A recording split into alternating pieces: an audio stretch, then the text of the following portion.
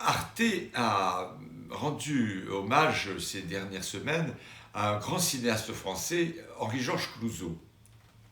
Clouzot, s'il est un peu oublié aujourd'hui, a été un des grands cinéastes français et qui avait commencé sa carrière pendant la guerre et où il avait réalisé deux films, L'assassin habite au 21 et ensuite Le Corbeau, qui sont deux films marquants parce que déjà ils révèlent un talent de scénariste et de cinéaste très remarquable avec des sujets difficiles, des sujets sociaux, en particulier pour Le Corbeau qui, pendant la guerre, évoque les lettres anonymes, les accusations, un milieu social de la bourgeoisie pendant l'occupation, et donc un sujet un petit peu sulfureux.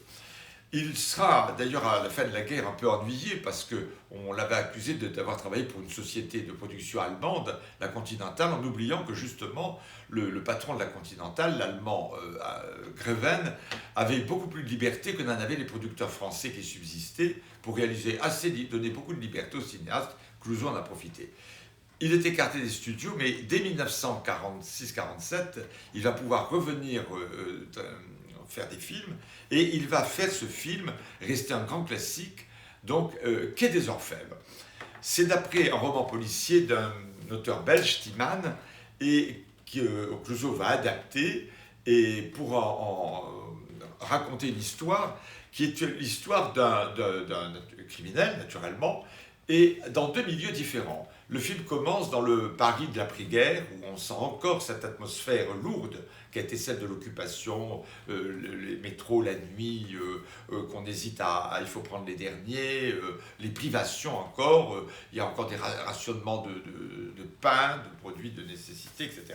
Donc c'est bien senti dans le film. Une chanteuse, Suzy Delair, qui a pris comme nom Génie Lamour, est mariée avec un garçon de très bonne famille qui est pianiste, et Bernard Blier. Et c'est un couple un petit peu étrange parce qu'elle est extrêmement frivole, c'est une jolie fille qui a envie de réussir et qui a compris que pour réussir, il faut parfois avoir des amants, comme on dit. Et lui, très jaloux, ne prend pas ça avec autant de légèreté. Il y a autour d'eux, dans l'immeuble où ils habitent, qui est d'ailleurs dans le quartier des Halles, rue des Bourdonnais, une femme assez étrange, c'est une photographe de cinéma et également qui fait des portraits d'art et qui fait des portraits d'ailleurs de Jenny Lamour. C'est la merveilleuse comédienne Simone Renan qui joue le rôle de Dora. C'est particulier parce qu'elle joue le rôle d'une femme qui est une lesbienne. Alors ça n'est pas dit très ouvertement, mais enfin on a tout de suite compris que c'est cela. Et ce trio, donc un peu étrange, va être mêlé à une aventure un peu sordide parce que Jenny Lamour, qui donne des récitals dans des théâtres, cabarets, il y en avait énormément de music-hall de l'époque, c'était la grande époque du music-hall, où le public très populaire vient d'ailleurs applaudir des vedettes, même il y a des numéros de clowns, de cirque un petit peu, et de variétés, de chansonniers. Et pour réussir, elle a rencontré un homme d'affaires très important, le rôle est joué par Charles Dulin, et ce monsieur Brignon est un patron de presse et grand industriel. Et il lui a promis de lui faire des articles de journaux qui vont arranger sa carrière. Donc elle l'a rencontré, elle n'est pas devenue sa maîtresse, mais enfin lui insiste beaucoup. Et ça suscite la jalousie de son mari, donc Bernard Blier, qui menace du coup ce vieux monsieur. Or, un jour où elle a rendez-vous avec lui dans son hôtel particulier de Neuilly, la scène se passe très mal, elle lui a donné un coup de bouteille de champagne, croyant l'avoir blessée, elle s'est sauvée. Et ensuite, pour récupérer les visons ou les renards qu'elle a oubliés là, son ami, le photographe, donc Simone Renan, vient les chercher. Et là, elle constate que le type est mort.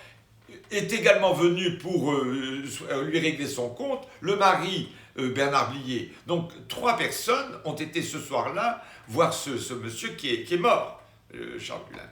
Et donc la police criminelle s'en mêle, et là on bascule du monde du music-hall et de la légèreté, si j'ose dire, dans le monde de la police judiciaire du Quai des Orfèvres, c'est le titre du film. film d'ailleurs, où l'inspecteur principal extraordinaire, Louis Jouvet, mène une enquête. On est le soir de Noël, et donc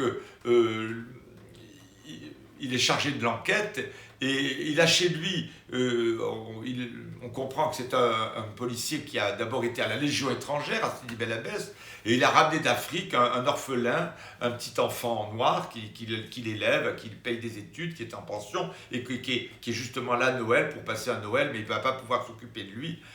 Et donc il en est assez malheureux. Et finalement, il mène cette enquête, découvre très vite que les 3 personnes avaient des raisons de tuer cet homme d'affaires, donc le personnage joué par Charles Dulin, et il va interroger tout le monde, accuser tout le monde, et finalement, deuxième partie, c'est cette enquête policière.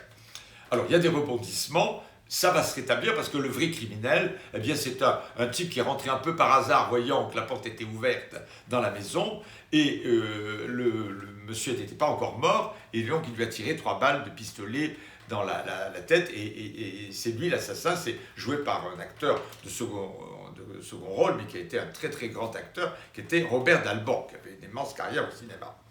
Et donc l'affaire se règle un petit peu.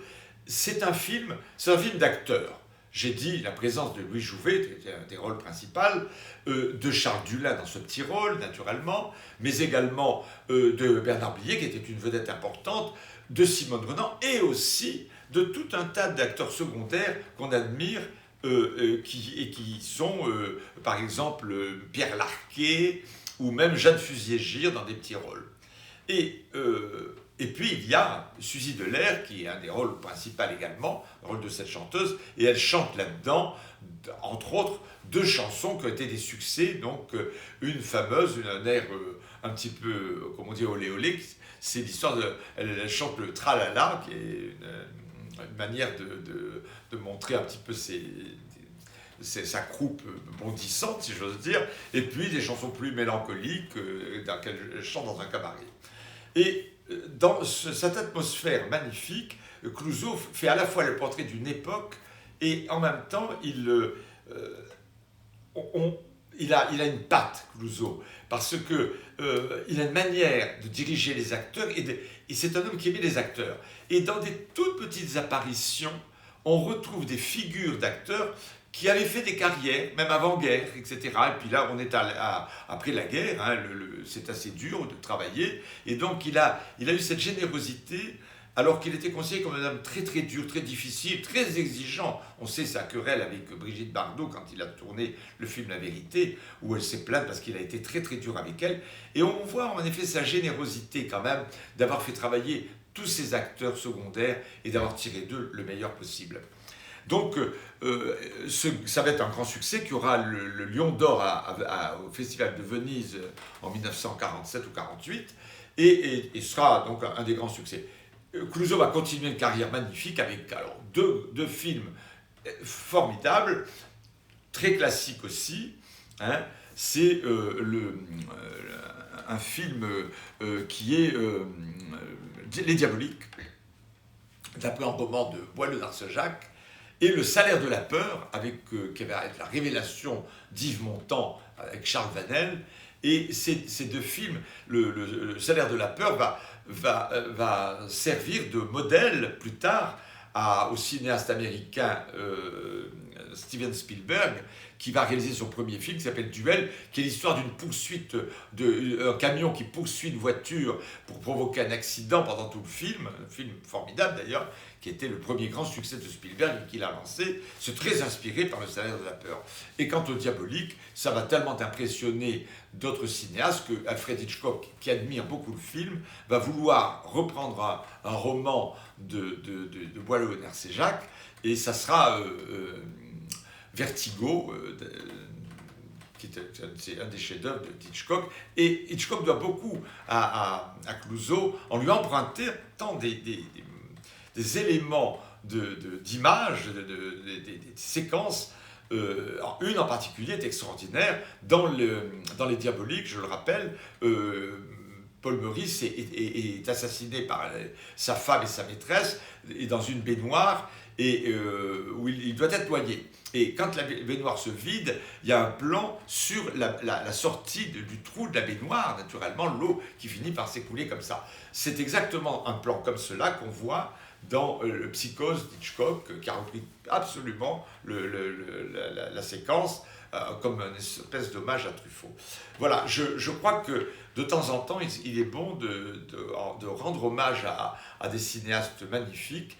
Et alors, ça existe en DVD, et puis on les repasse beaucoup au cinéma. Si vous avez l'occasion, regardez Quai des Orfèvres, c'est un chef-d'œuvre.